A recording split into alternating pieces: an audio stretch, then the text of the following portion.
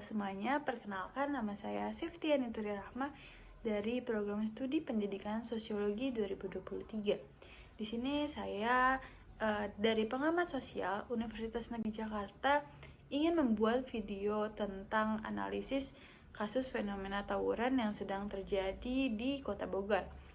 Maksud saya membuat video ini untuk bisa memenuhi tugas ujian tengah semester dari Sosiologi Kepemudaan.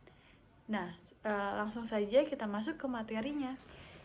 Jadi, fenomena yang akan kita bahas kali ini adalah tentang tawuran pelajar, terutama tawuran antar sekolah yang masih menjadi salah satu masalah sosial yang membekas dalam kehidupan remaja di Indonesia, termasuk di Kota Bogor. Fenomena ini bukan sekedar bentrok fisik antar kelompok siswa, tetapi berupa fenomena gejala kompleks yang mencerminkan berbagai persoalan, baik dari sisi psikologi remaja, lingkungan sosial, dan sistem pendidikan, atau kurangnya ruang sehat untuk menyalurkan emosi dan energi generasi muda. Nah, salah satu kasus yang baru-baru ini menyita perhatian publik adalah bentrok antara siswa SMA Negeri 6 dan siswa SMA Negeri 7 Bogor. Peristiwa ini bukan hanya pertama kali terjadi dan sayangnya bisa dibilang bukan terakhir jika tidak ditangani dengan serius. Tawuran ini menunjukkan betapa kuatnya pengaruh identitas kelompok dalam membentuk sikap dan tindakan remaja. Ketika seseorang menjadi bagian dari suatu sekolah, mereka ini seringkali mendorong untuk mewujudkan loyalitas, bahkan jika berarti harus terlibat dalam batas antar solidaritas dan agresi menjadi kabur. Disinilah kita melihat bagaimana tekanan teman sebaya atau pressure memainkan peran besar. Dalam kasus ini, siswa yang ikut tawuran bukanlah mereka yang memang bukan niat jahat atau perilaku, melainkan mereka yang terjebak dalam arus kelompok dan takut dikucilkan jadi tidak ikut serta.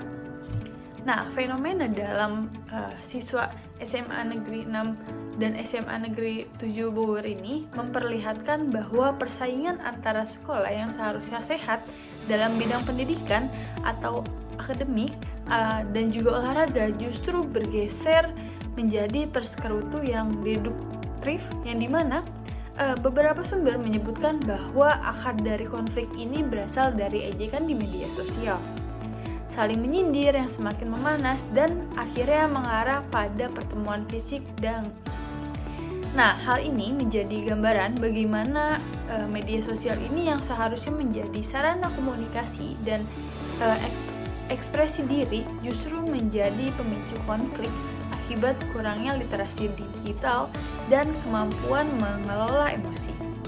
Nah, kita sebagai pemuda juga harus melihat lebih dalam bahwa fenomena ini tidak berdiri sendiri, tetapi tawuran adalah simptom dari ketimpangan yang lebih luas, seperti minimnya pendidikan karakter di sekolah, lemahnya komunikasi antar siswa dan guru, serta peran orang tua yang cukup penting yang kadang tidak cukup terlibat dalam bentuk kepribadian anak-anak mereka.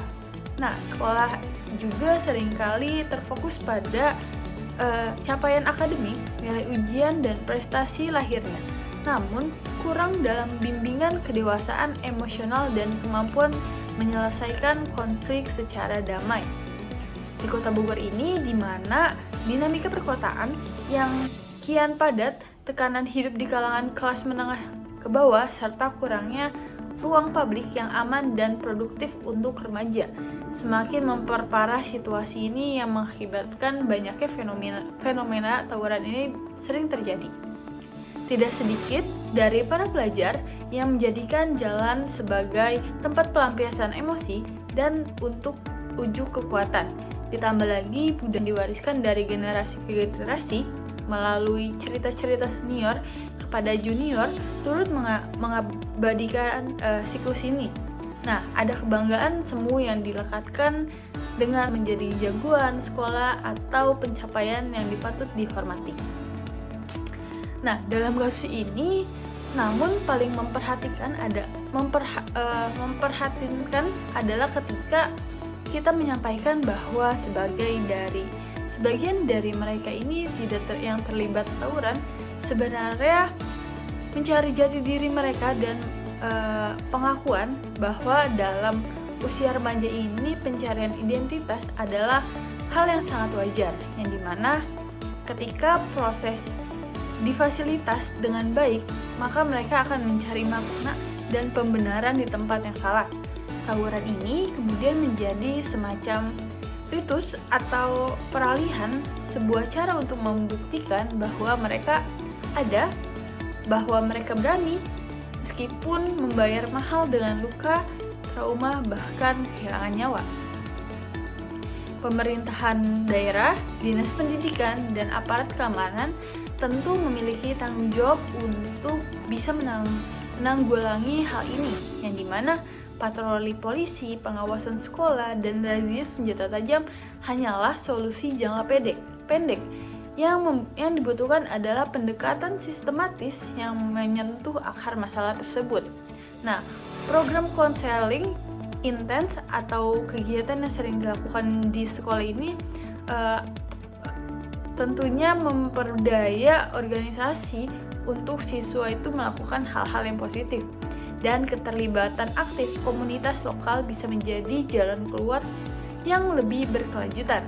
Selain itu, peran alumni juga termasuk penting dari masing-masing sekolah untuk bisa dioptimalkan untuk menjadi jembatan damai dan teladan bagi adik-adik kelas mereka. Nah, tidak hanya itu, peran media juga tidak kalah penting. Memberitakan yang sensasional dan menyudutkan pelajar hanya akan memperburuk stigma dan mengkaburkan peluang rehabilitas, yang dimana media juga seharusnya mampu untuk menampilkan narasi yang lebih konstruktif, mengakibatkan kisah-kisah pelajar yang bangkit dari dunia terdekat. Nah, dari kisah yang berhasil membina perdamaian atau kegiatan kolaborasi ini antar sekolah yang mendamaikan.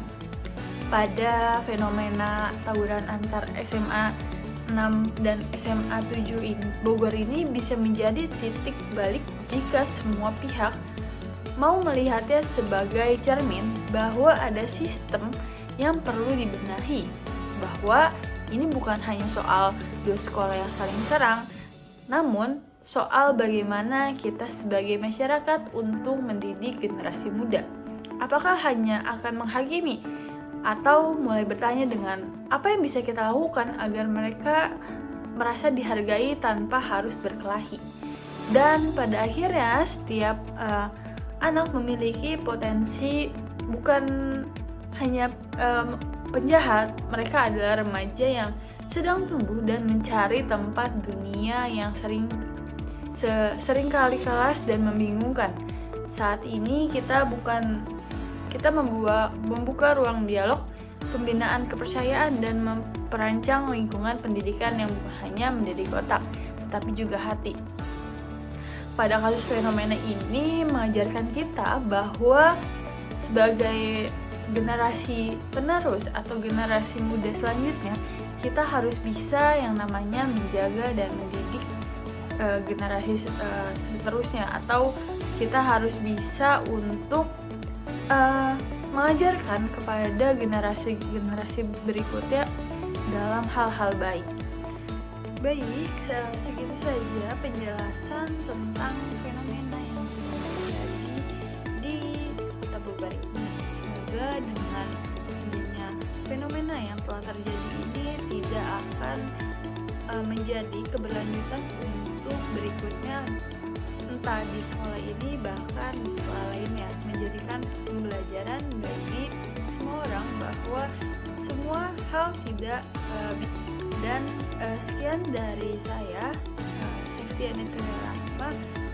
Maaf bila ada salah kata. Terima kasih. Wassalamualaikum warahmatullahi wabarakatuh.